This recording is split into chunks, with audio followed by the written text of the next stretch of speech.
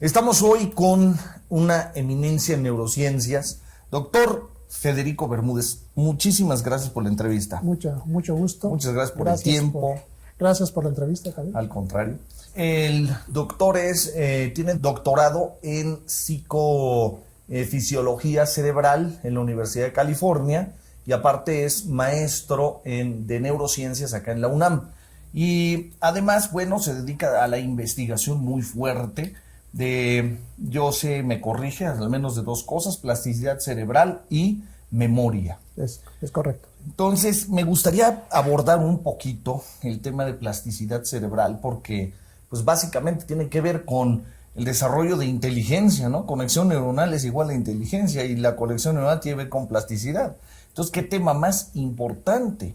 Claro. Además, tendremos que ver que hay gente que si tiene algún daño cerebral, pues valdría la pena saber si la plasticidad cerebral de otras áreas pueden suplir eso, en fin. ¿Cómo vamos abriendo? ¿Qué es la plasticidad cerebral? Ok. Bueno, obviamente la plasticidad neuronal es justamente los cambios que se pueden producir debido a una estimulación. En particular, por ejemplo, la estimulación por la experiencia. Lo que nosotros vivimos día con día nos va cambiando de alguna forma nuestro cerebro. Cómo funciona nuestro cerebro. De tal manera que esta plasticidad permite que se vayan adaptando a esos cambios el cerebro ante los cambios del medio ambiente. Por ejemplo, si nosotros aprendemos una tarea importante en nuestra vida, aprendemos matemáticas, aprendemos algún tipo de resolver ecuaciones, nuestro cerebro cambia constantemente y esos cambios son permanentes y eso es lo que es muy interesante. Y esos cambios permiten que además podamos aprender otras cosas. Por eso es tan importante moldear nuestro cerebro desde pequeños, desde que somos chicos. Porque obviamente hay ventanas de oportunidad que permiten esa manipulación cerebral que al cabo del tiempo ya no se puede hacer. Por ejemplo, vamos a suponer que alguna persona es dotada para la música. Si esa persona cuando está chica, en su niñez y en su adolescencia, practican un instrumento, tiene una ventana de oportunidad. Esa ventana de oportunidad es la adolescencia. Si practican mucho un instrumento, van a ser unos grandes ejecutantes. Si pierden esa ventana de oportunidad, probablemente sean buenos ejecutantes, pero ya no van a ser tan buenos como con la ventana esta de oportunidad. Sin embargo, no quiere decir que después no se pueda aprender. Porque antes pensábamos que si perdíamos esa oportunidad, esa ventana, ya nunca volveríamos a poder ejecutar el instrumento. Pero no es así. Podemos todavía llegar a ser buenos ejecutantes, sin embargo, no tan buenos como los que sí aprovecharon su ventana de oportunidad. Por eso es tan importante que las personas jóvenes tengan una educación muy fuerte durante sus primeras etapas de la vida, porque es cuando el cerebro es más plástico, es más maleable y le permite adquirir más información con más fluidez y más rapidez que cuando ya es adulto. Perfecto. Entonces podríamos decir, esta ventana de oportunidad, ¿entre qué edad y qué edad? Generalmente es desde la niñez hasta la adolescencia, adultos jóvenes de 25 años máximo. Esta es una buena ventana de oportunidad. Sin embargo, esto no quiere decir que no haya ventanas de oportunidad después. Si, por ejemplo, seguimos practicando cosas cuando somos adultos, todavía podemos ejecutar muy bien, pero obviamente ya va a ser más difícil que cuando somos jóvenes. Pero no quiere decir que no se pueda, porque antes se pensaba que el cerebro adulto ya era incapaz de ser modificado, pero nosotros hemos demostrado aquí en el laboratorio que todavía es susceptible de ser modificado este cerebro aún en la edad adulta, pero obviamente con menos facilidad que cuando lo hacíamos en la adolescencia. ¿Hay conexiones neuronales más veloces y más fáciles en esta ventana de oportunidad que en el resto de la adultez? Sí, generalmente hay sistemas que son más plásticos que otros dentro del sistema nervioso. Por ejemplo, el sistema límbico, por ejemplo, la corteza cerebral son muy plásticas y esas son muy plásticas en la edad, digamos en esta ventana de oportunidad cuando uno es adolescente o joven que cuando es uno viejo. Pero sin embargo puede haber todavía plasticidad cuando es uno viejo. Es decir, claro, no perdemos la oportunidad a pesar de ser viejos de poder seguir aprendiendo. Usted es un ejemplo además, ¿no? ¿De viejo o de plasticidad? Plasticidad. Bueno, también habría que ver, doctor, que en estos movimientos de la plasticidad, la estimulación es básica. Completamente. Sin estimulación no hay plasticidad. Absolutamente.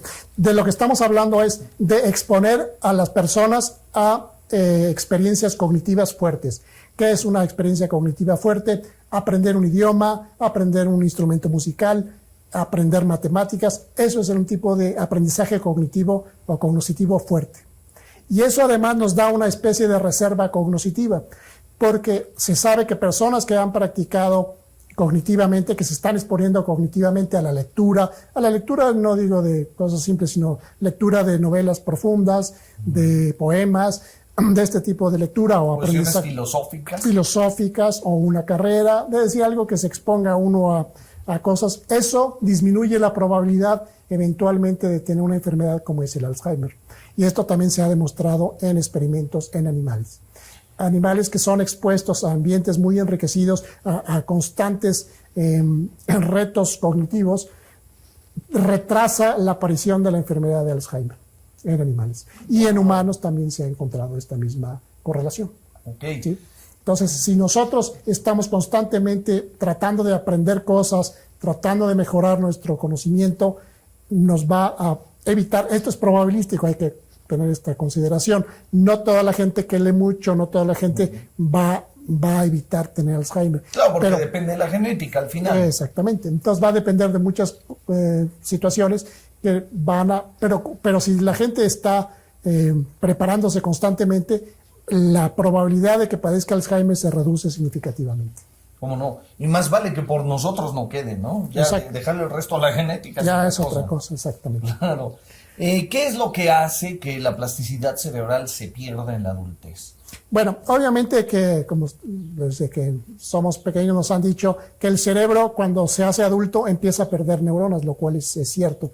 Claro, la proporción de pérdida de neuronal va de acuerdo a la vejez. Entre más viejos somos, más pérdida neuronal vamos teniendo.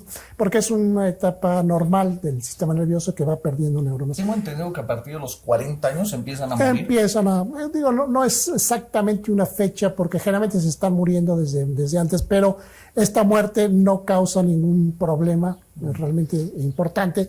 Y a partir de los 40, 50 es cuando ya empieza a haber una muerte neuronal programada, digamos, no significativa, pero de alguna manera empieza a aparecer esto. Esta programación que existe ya en el cerebro de la muerte neuronal, pues es natural y no lo podemos hacer gran cosa por evitarla, excepto provocar mayor plasticidad, que es lo que estábamos hablando hace un momentito. Si nosotros tenemos mejor plasticidad, vamos a mantener mejor nuestro cerebro, a pesar de que pueda tener muerte neuronal, va a mantenerse mejor este cerebro. De ahí la tremenda importancia de la estimulación. Exactamente, la estimulación. Pero de cosas profundas, ¿no? Exacto, y por eso, si nosotros podemos someter a nuestros hijos a más estimulación cognitiva, va a ser mucho mejor para ellos en su futuro que si no lo hacemos. Afortunadamente, ahora el ambiente nos permite tener mucha estimulación cognitiva gracias a las computadoras, gracias a los jueguitos que se practican en los celulares, etcétera. Todo eso es benéfico a final de cuentas y eso va mejorando la condición humana y la condición cerebral de todos nosotros. Perfecto. Ahora, cuando vamos creciendo, por ahí hay alguna idea con relación al omega 3, a tomar omega 3 que facilita la plasticidad cerebral, en fin. ¿Esto es cierto? Bueno, lo que mejora el omega 3 y todas estas vitaminas o todas estas sustancias es disminuir el colesterol. Obviamente que el colesterol, parte de nuestra vida sedentaria, etcétera, de la cual no estamos programados para estar tanto tiempo sentados y sin actividad física, que por cierto, dicho sea de paso, la actividad física también mejora la actividad cerebral. Esa es otra cosa importante que hay que... Qué interesante. Sí, que hay que saber. Wow, porque entonces al hacer ejercicio se mejora. También porque hay varias razones. Una de ellas está mejorando la circulación cerebral, porque está mejorando nuestra circulación general, porque obviamente el ejercicio también mejora algunas enzimas, al producirse mejor niveles de sustancias en el cerebro, en el cuerpo, también mejora el metabolismo cerebral y con ello mejora nuestra capacidad cerebral también. Pero regresando al omega 3, evidentemente uno de los problemas que hay en nuestra cultura, en nuestros sistemas sedentarios, es que acumulamos demasiada grasa, acumulamos demasiado colesterol. Entonces el omega 3 y todas estas historias pueden servir para mejorar el colesterol, disminuye el colesterol, pero esto se puede lograr también con dieta, ejercicio, por eso decía también el ejercicio, la dieta. Vamos, el humano va a ser yo creo que la tendencia va a ser ejercitar todo lo que podamos ejercitar. Músculos, cerebro, todo aquello que se pueda ejercitar es bueno y benéfico para nosotros. Como los griegos lo buscaban. Claro, desde siempre se ha buscado, ¿no?, el beneficio para la humanidad en ese sentido. Qué interesante. Ahora, la plasticidad cerebral, cuando vamos estimulando, me interesa un poquito eso del dato de la estimulación profunda. Evidentemente, obvio, matemáticas, álgebra, ajedrez, música, leyendo música bien, tocando un instrumento. Hay mediciones o hay esta relación, plasticidad e inteligencia. Sí crece la inteligencia, es decir, mejora la facultad de respuesta, de adaptación al medio. Obviamente que la experiencia, bueno, ya le había yo mostrado esto, si lo puedo yo mostrar, no sé si se ve en la cámara, los experimentos que hemos desarrollado, no sé si se alcanza a ver en la cámara. Sí, se va a ver ahorita. Si pueden cerrar la cámara. Le voy a dar un ejemplo de la pregunta que estamos. Perfecto. Bueno, no sé si se alcance a ver, apreciar aquí. Estos son una parte del cerebro, son animales experimentales, obviamente, y se ve que hay dos cerebritos aquí, dos partes del cerebro. En una de ellas se ve una cosa que una no tiene. En la parte de abajo se ve una segunda capita, una segunda banda, que en la primera no se ve, en A no se ve, en B sí se ve. ¿Esto qué significa? Animales que han sido muy entrenados, que son en la parte B, resulta que hay un aumento en el número de contactos sinápticos. ¿Qué significa esto? Que las neuronas se conectan unas con otras en mayor proporción cuando ha sido sobreentrenado el animal que cuando no tuvo entrenamiento. Estos son cambios que permiten que estos animales ahora tengan la facilidad de aprender otras cosas, y esto lo hemos demostrado experimentalmente. Es decir, un animal que se sobreentrena en un tipo de aprendizaje adquiere más fácilmente otro tipo de aprendizaje que aquellos que no aprendieron. ¿Sí me explico? Sí, totalmente. Entonces, lo que nos está diciendo que se incrementa. Y eso es exactamente la inteligencia. Si nosotros incrementamos nuestras posibilidades de aprendizaje, ¿qué significa? Que vamos a aprender más y vamos a ser más capaces de tener aprendizaje, y con ello vamos a ser más inteligentes. Porque ¿qué es la inteligencia? Simplemente es la capacidad de responder ante los retos ambientales. Exacto. ¿Sí? Entonces, entre más podamos resolver problemas ambientales o problemas cognitivos, más inteligentes vamos a ser.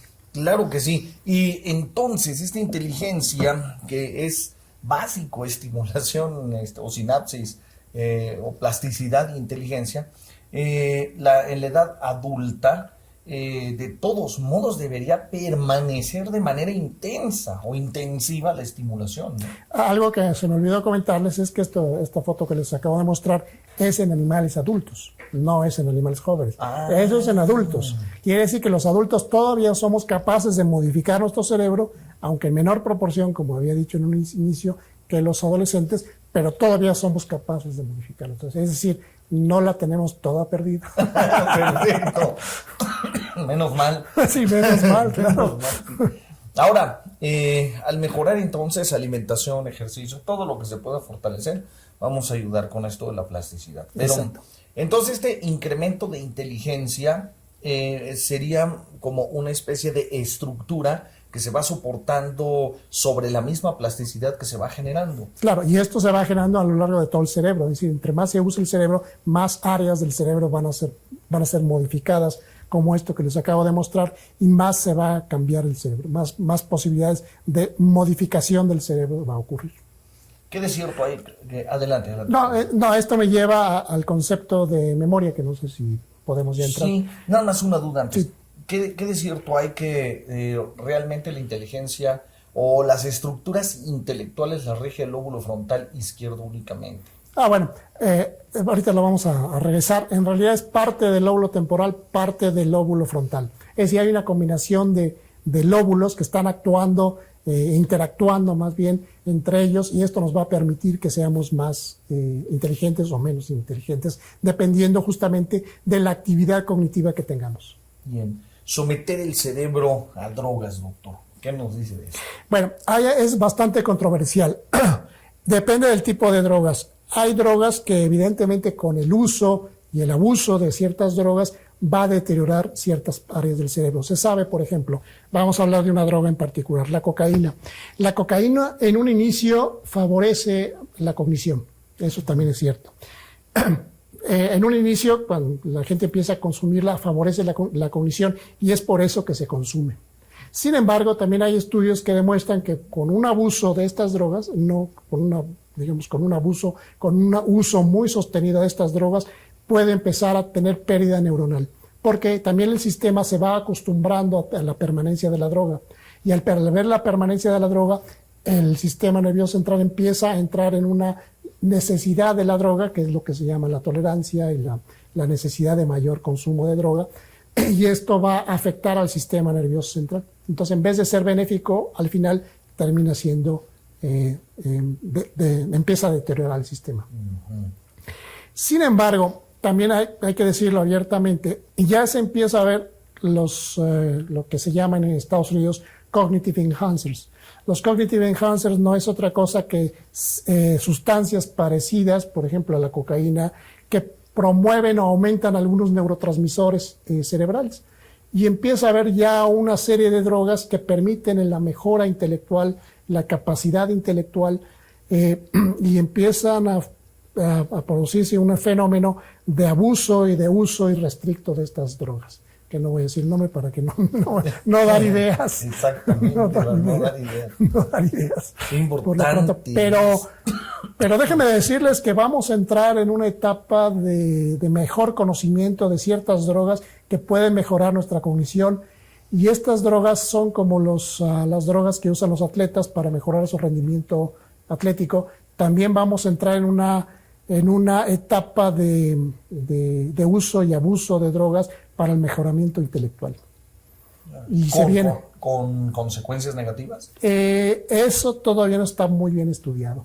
En un principio, si hay mucho abuso de estas drogas, va a tener consecuencias negativas, pero bien usadas, bien empleadas, puede tener consecuencias benéficas. Pero estamos entrando, todavía no está bien estudiado, todavía no se saben las consecuencias porque desgraciadamente empieza a haber este abuso y no sabemos cuáles son las consecuencias a largo plazo. Aunque se puede prever, como lo que pasa con la cocaína, que más o menos se sabe lo que puede suceder con un uso un abuso de mucho tiempo. Bien. La plasticidad cerebral, cuando una persona tiene daño en alguna zona del cerebro y pierde algunas facultades y demás, ¿es posible que exista otra parte que lo supla? Sí, eso es una cosa muy interesante. Afortunadamente, justamente la plasticidad neuronal se encontró gracias a lesiones. Cuando hay una lesión en alguna parte del cerebro, otra parte del cerebro lo puede suplir hasta cierto grado. De tal manera que si, por ejemplo, por alguna razón de un accidente vascular, perdemos movilidad de un brazo, lo que antes hacía la gente por los hospitales era simplemente dejarlos sin movimiento en este brazo. Pero ahora resulta que lo que hay que hacer es amarrar el otro brazo para que el brazo que no se mueva empiece a forzarse a moverse, y se han logrado resultados espectaculares. Ahora, esto va a depender también del grado del daño cerebral que causó el accidente vascular o la lesión o el accidente cráneoencefálico, pero sí hay muchas posibilidades de recuperación a través de una rehabilitación bien dirigida. Se puede recuperar muchas de las funciones, y gracias a la plasticidad, a pesar de que esté dañado el cerebro, se puede corregir este tipo de defectos.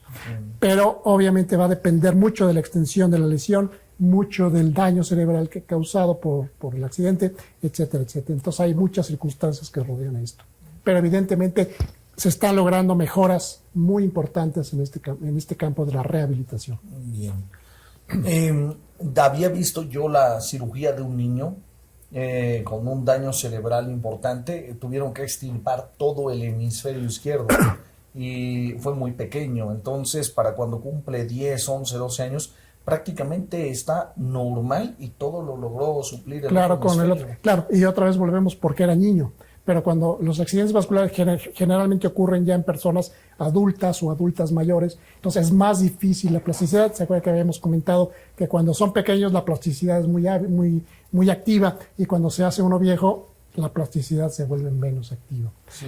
Entonces, desgraciadamente, las personas que sufren de este tipo de accidentes es ya en edad adulta o en en edades ya más difíciles de que tenga efecto la plasticidad, pero puede ocurrir y también hay efectos de eso. Bien. Para ir finalizando en esta sección, ¿qué hay? Por ahí escuchaba yo con los colegas de ustedes, en fin, que hay algo ya de regeneración neuronal, ¿es cierto eso? Bueno, hay regeneración neuronal hasta cierto aspecto. No se ha encontrado, como ustedes saben, uno de los grandes problemas son las secciones, por ejemplo, de médula espinal. Esto es un gran problema, pues cada año no sé cuántos accidentes hay, sí. Y hay mucha gente que pierde movilidad debido a este tipo de secciones de médula espinal. No se ha encontrado en diferentes lugares, por ejemplo, a nivel de médula, no se ha encontrado regeneración neuronal. Sin embargo, a nivel central, a nivel del sistema nervioso central, dada la gran plasticidad que tiene la corteza cerebral en particular y algunas áreas del sistema límbico, sí es posible la regeneración neuronal. Tan es así que durante un tiempo fue muy activa un área de la investigación científica que era hacer trasplantes al cerebro, pequeños pedazos de cerebro que podían ser trasplantados en este caso experimentalmente, de un animal a otro, y podía recuperar las funciones cuando se hacía este trasplante, gracias a la plasticidad neuronal que tiene todavía la corteza cerebral. ¿Volvemos a que tendría que ser únicamente niños o adolescentes? No, esto puede ser en adultos. Todavía puede ocurrir, pero en áreas muy plásticas como es por eso yo ponía el ejemplo, la médula es muy difícil que se pueda regenerar, la corteza es relativamente más fácil que la médula espinal. Entonces, en ese sentido hay todavía modificación, regeneración, pero todos estos cambios son merced a la plasticidad neuronal que habíamos hablado desde el principio. No necesariamente se tiene que integrar neuronas con neuronas nuevas, sino que simplemente hay aumentos en la plasticidad con los cambios que le mostré en la foto que pueden suplir todas esas deficiencias que ha ocurrido debido a un daño cerebral, a un accidente cerebral vascular.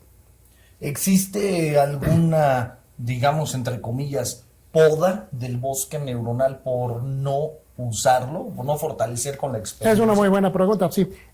Curiosamente, si ustedes vemos el cerebro a veces está o se podría hacer un símil, el cerebro está formado como por ramas con pequeños botones. De estas ramitas que salen en las ramas grandes, salen los pequeños retoñitos. Entonces, esos se llaman botones o espinas dendríticas. Estas espinas se sabe que se están retrayéndose y saliéndose, de tal manera que hay un cambio constante de actividad. Lo que se ha demostrado es que con ambientes enriquecidos en animales, estos botones que tenemos en las ramitas aumentan significativamente. Es decir, entre más reto, otra vez volvemos a la historia, entre más reto cognitivo, entre más esfuerzo en el aprendizaje o más memoria tengan los animales, mayor cantidad de botoncitos van a tener. Y esto aumenta la probabilidad de que vengan otras conexiones que se llaman los axones y hagan la conexión con estas ramitas que se están formando en las dendritas. En las dendritas que forman, digamos, este sería el cuerpo neuronal, una pequeña bolita con su núcleo adentro y unas ramitas que están conectándose con los axones. Estas serían las dendritas y estos serían los axones. Okay. ¿Y eso se puede desconectar? Cuando hay es el uso y el desuso. Si usamos mucho va a incrementarse la probabilidad de que se den estos botoncitos y estas ramitas. Si no los usamos, se van contrayendo. ¡Wow! Y podemos llegar a olvidar completamente algo que hayamos estudiado que nunca más volvimos a fortalecer con la experiencia. Bueno, esa es una buena pregunta. Y eso nos lleva al tema de la memoria. Primero, habría que definir qué es memoria. Primero, para definir lo que es memoria, la memoria es lo que nosotros hemos, la información que nosotros tenemos o guardamos en el sistema nervioso y que podemos en un momento dado poder tomar o retomar esta información. Pero para ello hay un proceso que está vinculado estrechamente con la memoria que se llama aprendizaje, que conocemos muy bien.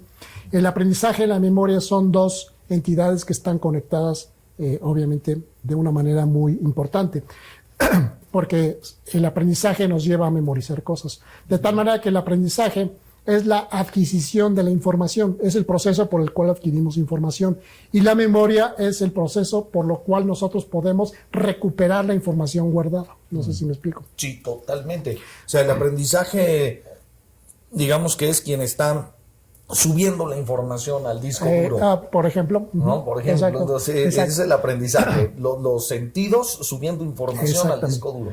Ahí se almacena y luego cuando la usamos ya es la memoria. Exactamente, cuando la retraemos, la sacamos del disco duro, es lo que vamos a usar esa información y esa es la memoria. ¿Sí? Okay. Es importante entender para poder entender lo que es la memoria. Digamos, por último, si me lo permite, que en el aprendizaje existe la experiencia y en la memoria ya no está la experiencia. Está, pero está subyacente, digamos. Sí. Está exacto. Subyacente porque si no tuviéramos la experiencia no podemos recordar los eventos. ¿Sí? Y otra cosa muy importante, y aquí se habla también de memoria de corto y memoria de largo. Usando esta analogía del disco duro, sabemos que en las computadoras así también funciona, que está la memoria que no se queda en el disco duro, la memoria RAM, la memoria que cuando apagamos la computadora se va. Y en cambio la memoria del disco duro se queda en el disco duro, aunque apaguemos la computadora. Cuando lo volvemos a encender, otra vez se vuelve a... Okay. Esa es la memoria de corto y largo plazo. La memoria de corto es la memoria que está ocupando la computadora para hacer las operaciones. Y si se apaga la computadora, pues ya se apaga. Esa memoria se va. Sí. Esa es la memoria de corto. Es la memoria que usamos nosotros para mantener la información en el disco duro, que es la memoria de largo plazo. ¿Cómo funcionamos como una máquina? Bueno, es una analogía. No, exacto, no funciona como máquina. La máquina funciona o sí, trata de imitar lo que nosotros hacemos. De tal manera que la memoria de corto plazo es una memoria que podemos desechar. Y hay un proceso que se llama consolidación de la memoria, que es el paso de la memoria de corto, la memoria RAM de las computadoras, la memoria que no se queda, y la memoria que pasa de memoria de corto a largo plazo, y eso es la consolidación de la memoria. Un ejemplo de memoria a corto plazo, ¿qué usamos? Por ejemplo, ahorita me dice, bueno, necesitamos una pizza porque ya tenemos mucha hambre, un teléfono, hablo yo a la pizzería, me dice el teléfono es el 55 35 82, lo marco, pido la pizza y me dice, ¿qué número te dije? Sí, perfecto. Pues ya no. Se desecha, no es necesario. No, a menos que todos los días pida la pizza por alguna razón, entonces todos los días dan 5.85. O a menos que la chica esté muy guapa. Bueno, entonces vienen las memorias emocionales. No se nos va a olvidar el día que nació nuestro primer hijo, o el día que nos casamos, o el día que nos divorciamos, o el día, bueno, la primera vez. Después de 5 veces ya se nos empieza a olvidar. En fin, hay las memorias emocionales que por eso les decía yo el término de consolidación de la memoria. Okay. Es un término importante porque lo que hacen las emociones es consolidar mejor la memoria, mejorar la consolidación de la memoria. Las cosas emocionales, como le decía yo el día que nació nuestro primer hijo, no se nos olvida porque es algo muy emocionante para nosotros. ¿Sí? O sea que la emoción juega un papel fundamental para la memoria, para la consolidación de la memoria. Exactamente, esa es la idea. ¿Cómo es eso? La consolidación de la memoria se lleva a cabo justamente por las emociones, y las emociones, lo que sucede es que hay, se conoce ya que hay liberación de hormonas. Cuando tenemos alguna situación emocionante, hay una respuesta emocional. Esta respuesta emocional se sabe que echa a andar norepinefrina en el sistema, y esta norepinefrina es la que mejora la consolidación de la memoria. No quiero entrar en los detalles de qué estructura, se llama la amígdala, que es la amígdala la que está produciendo esta epinefrina que consolida la memoria en la corteza cerebral. En la corteza. En la corteza. Entonces ahí viene la pregunta, ¿y dónde está la memoria? ¿Dónde está? ¿Dónde está? ¿Dónde quedó la memoria? ¿Dónde está el centro de la memoria? ¿Existe realmente un centro? Bueno, en realidad no hay un centro de memoria, sino que está compartida. Pero lo que sí les puedo relatar es un caso muy interesante en la literatura médica y en la literatura científica. Es un caso que a lo mejor ustedes han oído hablar, que se llama el caso HM. Es Henry Mosler, que es un paciente que tuvieron que extirparle una gran porción del lóbulo temporal porque tenía una epilepsia del lóbulo temporal. Las epilepsias del lóbulo temporal son epilepsias que no permiten la vida normal por el número y frecuencia de las descargas epilépticas. Entonces la persona está constantemente amenazada por una descarga epiléptica y por convulsiones. De tal manera que esta persona lo que hicieron fue, supieron que el foco estaba localizado en una parte del cerebro que se llama el lóbulo temporal. Entonces le quitaron parte del lóbulo, esto fue en los 50, ahora ya no se hace este tipo de operaciones, pero en los 50 quitaron el lóbulo temporal bilateralmente, es decir, de los dos lados, resolvieron el problema de la epilepsia, pero empezó a tener otro problema, y es que no podía consolidar la información. Es decir, esta persona no podía pasar de la memoria de corto a largo plazo, aun cuando tenía buena memoria de corto, no la podía pasar a largo plazo. Es decir, si el médico llegaba en la tarde y le preguntaba, ¿qué comiste el día de hoy?, no se acordaba, es más, ni siquiera se acordaba de que era el médico que lo estaba viendo todos los días. Sin embargo, si le preguntábamos 5 minutos después qué comiste, decía perfectamente que había comido. Aún más interesante, toda la memoria que ocurrió antes de la operación, es decir, su vida, dónde estudió, quién era el presidente de su país, todas estas cosas las sabía perfectamente. Es decir, no perdió la memoria ya consolidada. Exactamente, ya consolidada. Lo que perdía era la capacidad de consolidar nueva información. Wow. Entonces, esta persona se empezó a investigar con mucho afán, con mucho ahínco, el lóbulo temporal, porque era ahí donde justamente se estaba llevando a cabo la consolidación de la memoria. Y fue así que se empezó a estudiar estructuras como el hipocampo, que se oye mucho ahora, el hipocampo, la amígdala, la corteza entorrinal, perirrenal, que son las áreas que le quitaron a esta persona. Entonces, aun cuando no hay un lugar específico donde se esté almacenando la memoria, sí sabemos que hay áreas que son muy importantes para que se lleve a cabo la consolidación de la memoria. Exacto. Como sería el lóbulo temporal.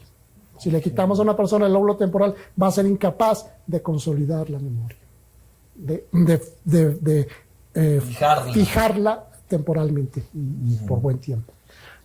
Ahora, ¿cómo es este papel del sistema límbico, la amígdala concretamente? A través de la emoción fija en zonas del lóbulo frontal, por ejemplo. Exactamente. Hay tipos de memoria que se pueden fijar en diferentes áreas del cerebro, en el lóbulo frontal, en el lóbulo temporal, en el lóbulo occipital, las memorias visuales, en fin, de tal manera que lo que hace el sistema límbico es mejorar o amplificar esas memorias y conservarlas en diferentes lugares de la corteza cerebral. Lo que hace es simplemente, como decía yo, cosas muy emocionales, al aumentar los niveles de esta emoción y mejorar la consolidación de la memoria para que ésta se fije en otros lugares de la corteza. ¿A través de la emoción? A través de la emoción. Esto es como un programa genético para que las especies se protejan a través del miedo, la angustia. Y obviamente, por ejemplo, un animal debe aprender, vamos a poner este ejemplo, esto se puede ver en aves y en mamíferos también. Hay mamíferos o hay aves que necesitan recordar en qué lugar dejaron la comida en el verano, porque ellos tienen como escondites que durante el verano esconden la comida, la buscan, la esconden, y en el invierno, cuando están además procreando, necesitan recuperar esa comida para dársela a sus críos o simplemente para comer ellos, y entonces necesitan saber dónde dejaron la comida. Entonces esto es una memoria espacial que tienen los animales.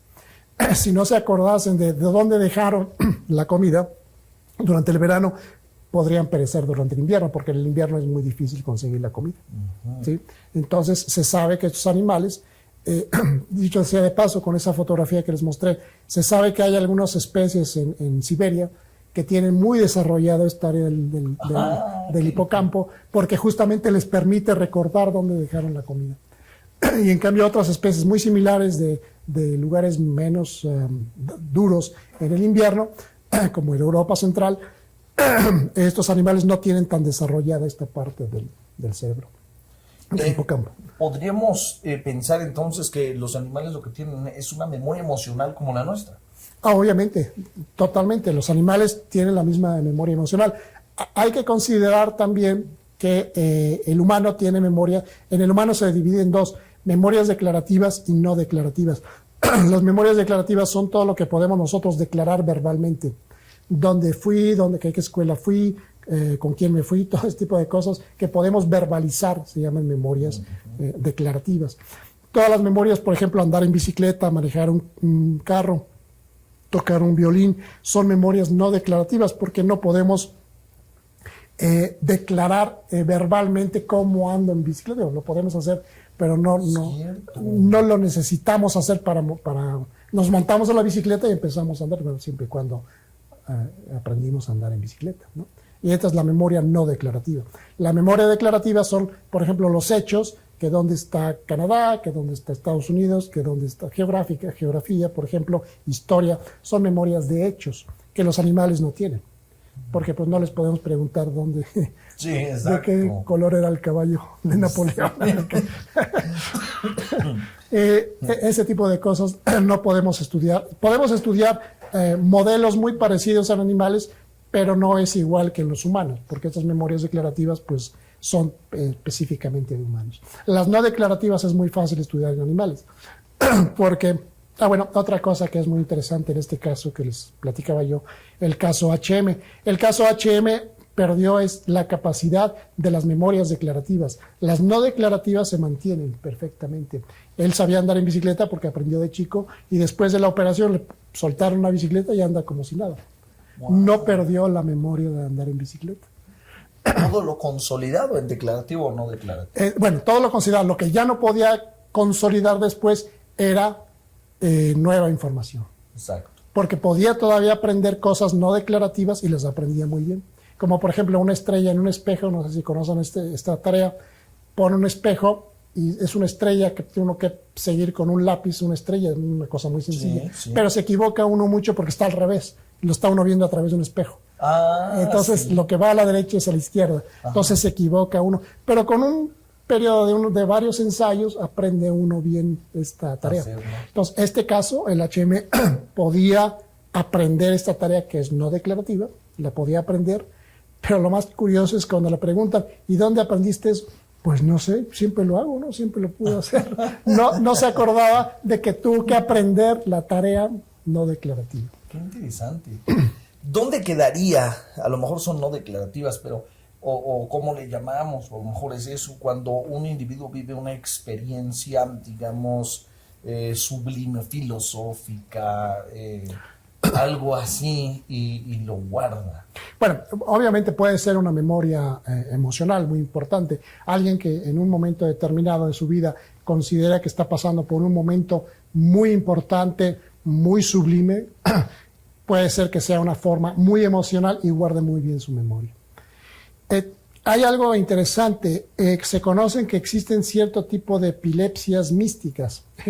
Son tipos de epilepsias que están justamente en el lóbulo temporal, que generan mucho de este misticismo, que la gente siente que está viviendo porque son como situaciones muy místicas para la persona, y simplemente lo que pasa es que está teniendo o una especie de convulsión que no es completa, de tal manera que podría tener una especie de epilepsia que le permite le permite a él pensar que está teniendo una experiencia mística.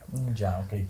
Más que eso yo me refería, por ejemplo, a un goce muy grande, a lo mejor de orgullo por un hijo, algo así. Emocionalmente, la memoria emocional, como decía yo.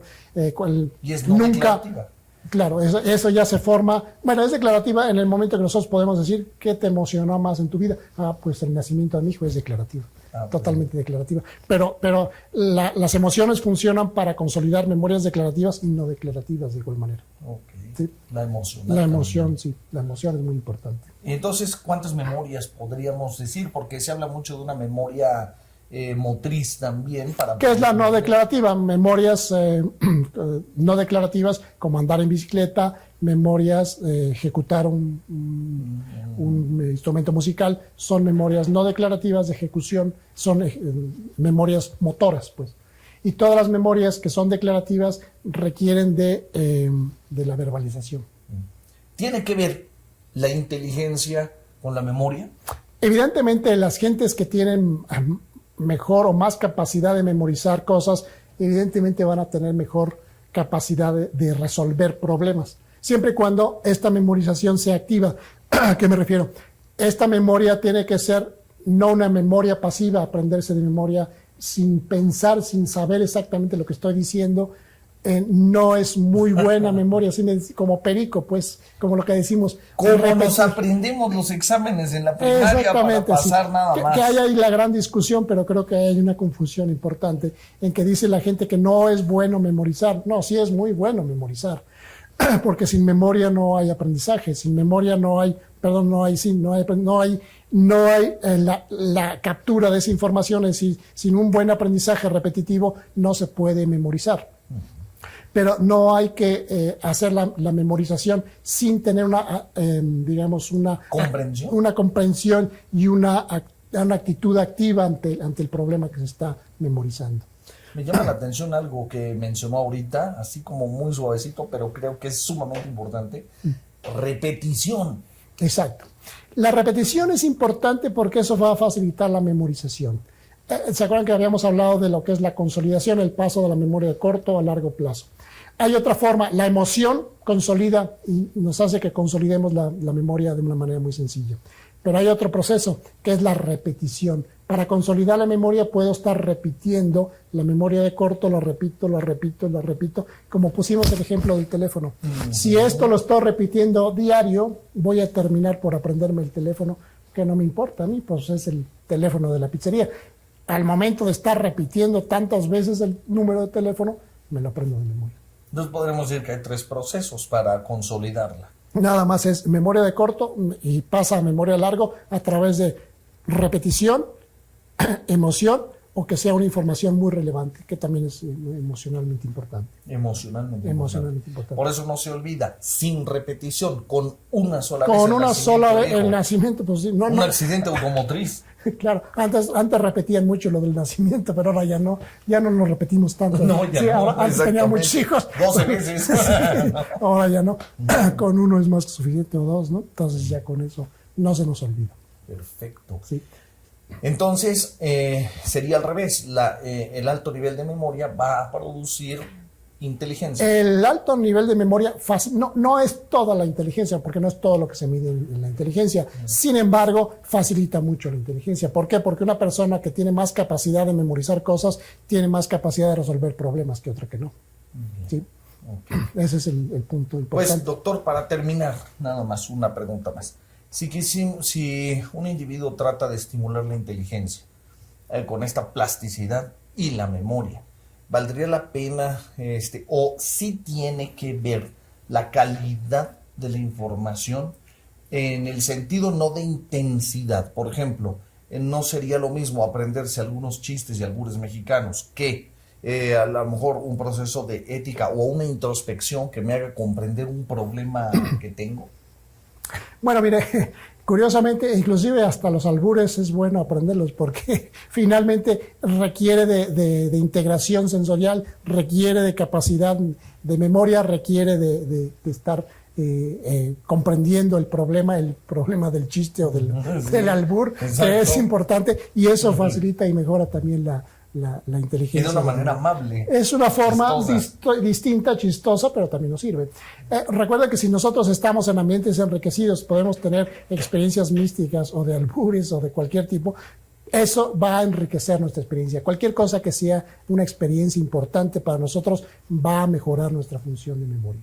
Bien. Y va a mejorar eventualmente nuestra capacidad cognitiva. Ahora, si nosotros hacemos el esfuerzo de tener retos cognitivos importantes, como decía yo, aprender otro idioma, aprender un instrumento, aprender ecuaciones matemáticas o resolver ecuaciones matemáticas, eso va a mejorar muchísimo más que cualquiera de los ejemplos anteriormente dichos. Okay.